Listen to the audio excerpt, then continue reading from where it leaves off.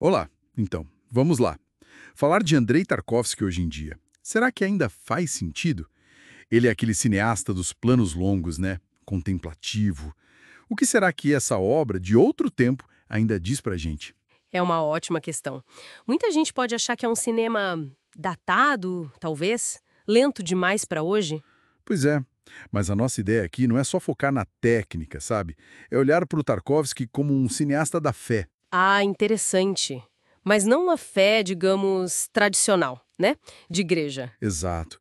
É uma fé mais complexa, meio fora das instituições, mas muito ligada a essa necessidade humana de pertencimento, de se conectar. E a gente está se baseando numa reflexão do Denilson Lopes, certo? Sobre Andrei Rublet e nostalgia, principalmente. Isso.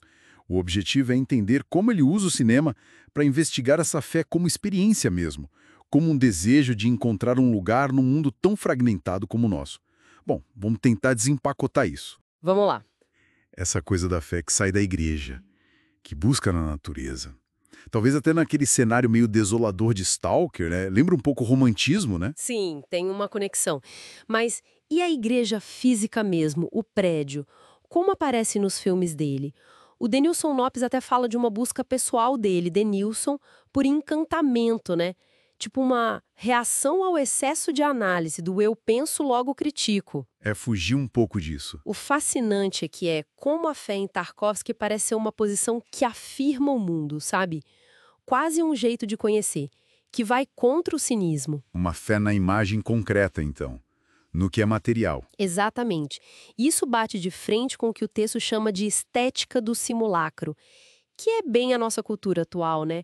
Rápida, cheia de imagens, às vezes vazias. Muita informação, pouca profundidade, talvez. Pode ser. E aí a igreja nos filmes dele vira mais uma paisagem de fé, um lugar com potencial para ser reinventado, talvez mais numa chave ética do que só religioso, entende? Entendi. E acho que isso fica bem claro, nossa, muito claro em Andrei Rublev, de É. 66. Ah, sim. Ali é forte. O filme joga a gente numa Idade Média brutal. Fome, peste, guerra, um caos. Um cenário bem pesado. E aí, no meio disso tudo, construir uma igreja. E principalmente fundir aquele sino enorme. Vira um ato de fé coletiva, um símbolo de comunidade, de esperança, mesmo que não seja pelo dogma, né? Com certeza. A cena do texto do sino é o clímax ali. Tensão pura, mas também união. Aqui é onde fica realmente interessante. Essa conexão com o material. Sim, é a tal da teologia material que o Zizek comenta, né? Citando o Governatori. Parece complexo, mas é a ideia de achar o transcendente na imanência. No aqui e agora. Na terra, na água. Isso, na lama misturada, no esforço físico, no suor. O Cine Rublev é isso. Um saber antigo, quase perdido, que volta não por mágica, mas pela fé somada ao trabalho duro coletivo. E o som do sino depois, que ele une todo mundo, né? Exato. Une aquela comunidade arrasada. E tem a figura do Rublev, o artista. Ele observa, ele absorve, mas ele quase some na obra coletiva.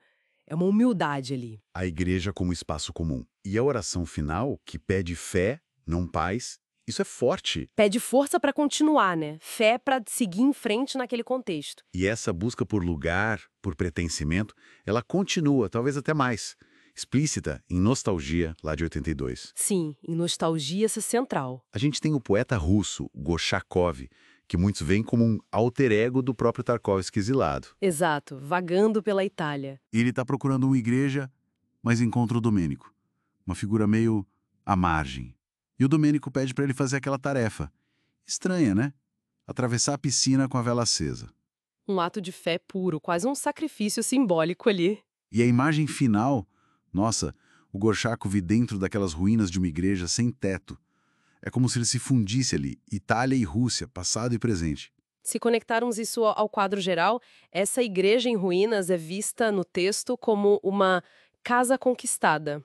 Como assim?